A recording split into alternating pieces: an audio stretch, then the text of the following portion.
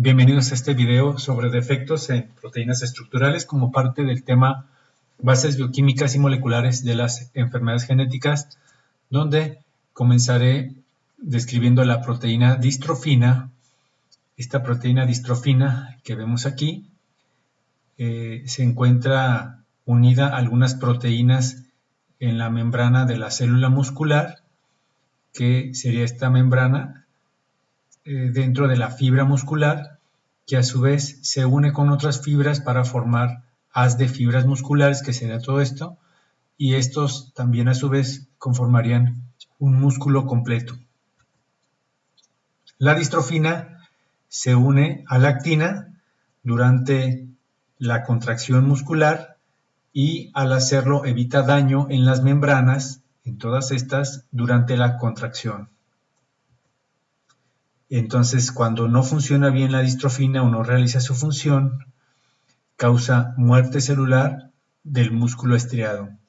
Y esto se conoce como distrofia muscular de Duchenne, y cuando presenta todavía cierta funcionalidad, genera una enfermedad relacionada pero menos severa llamada distrofia muscular de Becker. Sobre la distrofina, en cuanto a su información genética, es un gen muy grande, contiene 79 exones que están aquí representados, mide 2.3 megapares de bases, es decir, 2.3 millones de pares de bases. Se encuentra en el cromosoma X en el brazo pequeño, en la banda P21, y conforma nada más este gen 1.5% del cromosoma X. Esta grandeza o este tamaño hace que sea un gran sitio para que se acumulen mutaciones. De hecho, presenta también diferencias en cuanto a los sitios donde se generan estas mutaciones, llamados hot spots o puntos calientes de mutación. Bueno, esto ya lo dijimos, pero para reafirmarlo, es una proteína citoesquelética grande que evita el daño en las membranas celulares durante la contracción muscular. Debido a ese tamaño de este gen y a la presencia de hotspots o sitios calientes de mutación, una de las estrategias para hacer el diagnóstico es amplificar algunos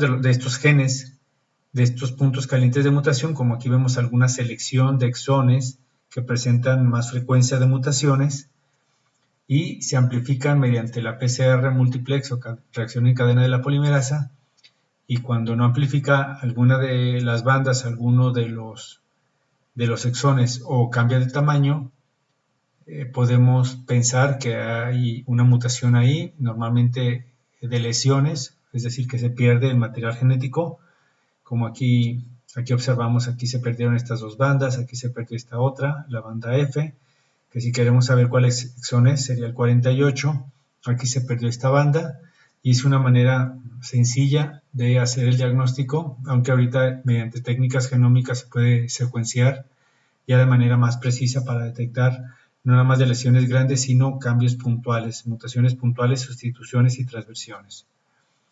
Para el diagnóstico clínico suele ser muy útil una prueba sencilla que se llama signo de Gowers.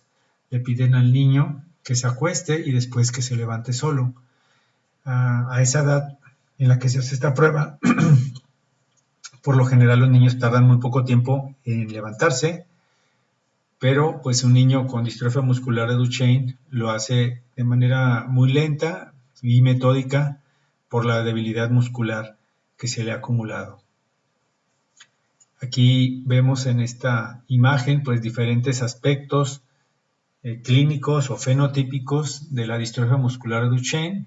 Vemos cómo camina con los hombros hacia atrás, un poco encorvado, se hunde la cadera, hay debilidad en toda esta zona, la parte trasera, en las piernas, se salta un poco la barriga debido a los músculos de esta zona que son débiles. También se le pueden doblar las rodillas. Algo muy característico es que, aunque son niños, ya empiezan a caerse, perder el equilibrio. Hay un engrosamiento de las pantorrillas, pero hay más bien tejido graso. También tienen algunas características en el tendón o tobillo, caminan de puntitas y pues hay cierto tambaleo o torpeza al caminar. Aquí vemos la evolución a una edad pequeña, alrededor de 2 años, pues no tienen ningún síntoma y poco a poco se van acentuando esos síntomas. Y aquí también se observa con mayor claridad, ya en una foto real, el símbolo de las pantorrillas engrosadas, llamada pseudohipertrofia, que contiene más bien tejido conjuntivo y adiposo, pero no es músculo. Bueno, también recapitulando todo esto, a los 1 o 2 años los niños son normales.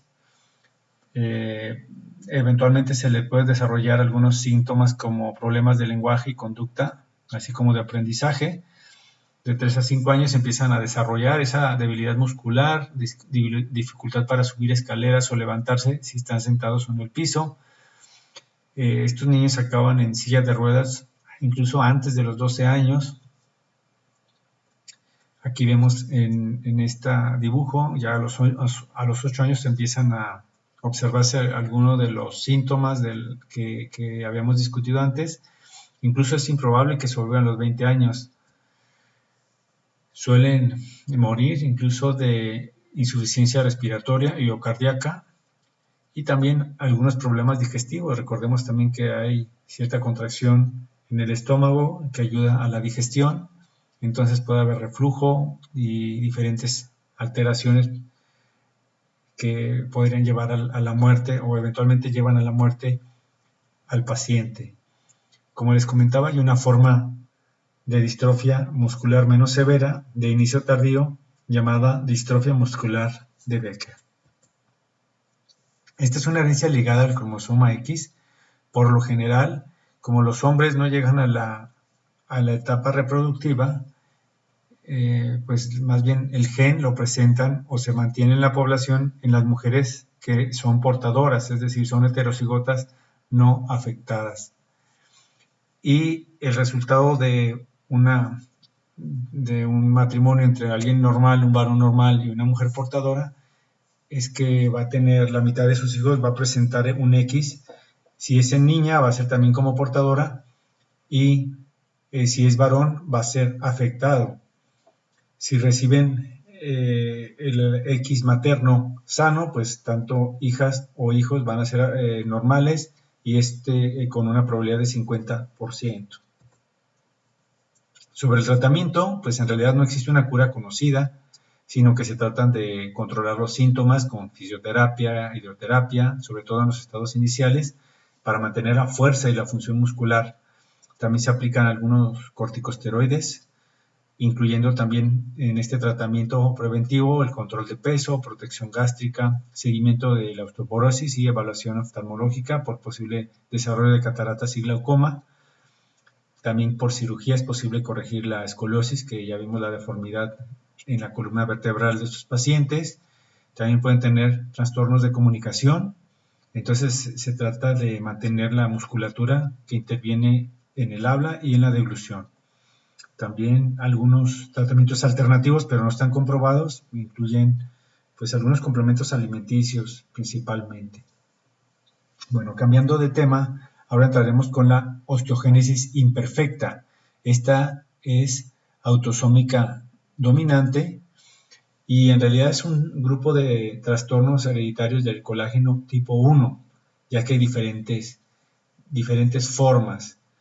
Y esto predispone al paciente a fracturas, incluso con pequeños traumatismos y a deformidad esquelética. Incluso también se les ha llamado a estos niños los niños de cristal, por lo frágiles que son, y esto se debe a la presencia de las fibras de colágeno que no se forman adecuadamente.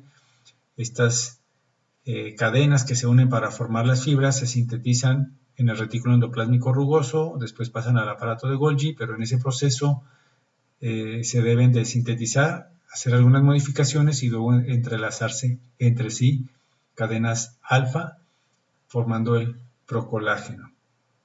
Y estas finalmente se ensamblan para formar el colágeno. Sobre la formación de colágeno, como ya venía hablando, después de la síntesis del polipéptido, requiere un proceso de hidroxilación con aminoácidos como la lisina y prolina, que ayudan a la glicosilación, es decir, a unión de algunos azúcares, para formar una triple hélice que se va a secretar en forma de procolágeno. Entonces, en todo este proceso, para eventualmente formar fibras de colágeno, hay todo un proceso de maduración o modificación que debe de llevarse a cabo de manera muy precisa, y cuando no se realiza de esta forma, ya sea que no hay la hidrólisis de algunas partes de la proteína o no se ensambla el tropocolágeno en la superficie celular, o no se forman ciertos enlaces cruzados que refuerzan las fibras, pues no se genera el colágeno maduro necesario para la correcta función que tiene. Y eso origina esta enfermedad llamada osteogénesis imperfecta, y hay diferentes tipos, sobre todo que clasifica a la enfermedad por el grado de severidad que presenta. Hay una que no se observa porque es una demasiado grave o demasiado severa, las anomalías esqueléticas que comprometen la vida y mueren en los primeros meses. Por lo tanto, los únicos casos que se observan pues, son mutaciones nuevas, porque no es de que alguien sobreviva para heredarlo a sus hijos. Cuando si alguien lo detecta es porque es una mutación nueva en algún niño recién nacido o de edad muy pequeña, y solo así se detecta. Tenemos aquí entonces el tipo 1, que tiene escleróticas azules y huesos frágiles. También hay una deformación progresiva, que es la tipo 3, y el tipo 4 tiene escleróticas normales y también tiene deformaciones óseas, pero vamos a ver algunas de las características clínicas de cada uno de ellos. Por ejemplo, el número 1 tiene una deformidad moderada, como vemos aquí. De hecho, pues es una mujer adulta, y pues sí, se notan algunos problemas esqueléticos, sobre todo aquí en la posición de las piernas. Ya decíamos que era letal en útero o en una edad muy corta en el nacimiento, muy pequeña, a corta edad, después de haber nacido. Tenemos el tipo 3, que es una deformidad ya más severa, como estos dos, que se ve prácticamente muy diferente a la forma que conocemos de las extremidades largas o de huesos largos. Y tenemos una deformidad moderada, o podríamos decir más intermedia, en la 4, intermedia respecto a la 1 y a la 3, donde incluso se puede tratar con algunas modificaciones en cirugía que ayudan a mantener de manera más vertical algunos de estos huesos para darle más soporte. Aquí vemos algunas de las características que ya describíamos de la osteogénesis imperfecta tipo 1, como las escleróticas azules, malformaciones en los dientes y en los huesos largos. La osteogénesis imperfecta tipo 2, que ya decíamos que es la más severa, suele detectarse incluso en el útero mediante un ecosonograma, y es muy evidente la malformación en estas extremidades, y que suelen terminar en un aborto. Aquí tenemos la osteogénesis imperfecta de la 3 y la 4, y vemos que debido a estas alteraciones severas en columna y en las extremidades, pues pueden estar en silla de ruedas. Tienen unas esclerosis muy severas. La intensidad de la esclerótica azul es más evidente. Pues con esto termino estos dos temas. Los espero en el siguiente video. Muchísimas gracias.